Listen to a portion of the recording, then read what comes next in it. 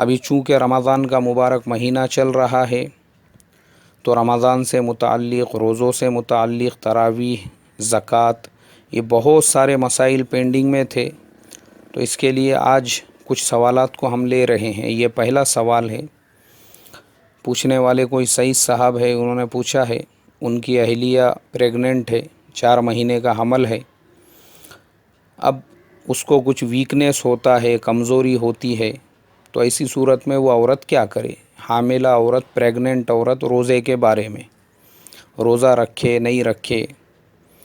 بھائی سعید صاحب، سب سے پہلے تو میں آپ سے یہ درخواست کروں گا کہ سوال جو بھی آپ پوچھ رہے ہیں اس کو پراپر ٹائپ کریں، نیچے اپنا نام، اپنے شہر کا نام ضرور لکھیں۔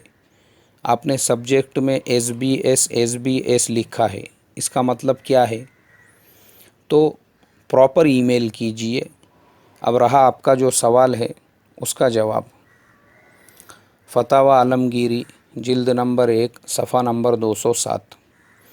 اگر حاملہ عورت کو یہ گمان ہے کہ اس کے روزہ رکھنے کی وجہ سے بچے کو کچھ نقصان پہنچے گا اور وہ اس وجہ سے روزہ نہیں رکھتی ہے، چاہے بچے کو نقصان پہنچے یا نہ پہنچے، صرف ایک گمان کی وجہ سے بھی، تو دونوں صورتوں میں شریعت نے اس کو روزہ نہیں رکھنے کی اجازت دی ہے۔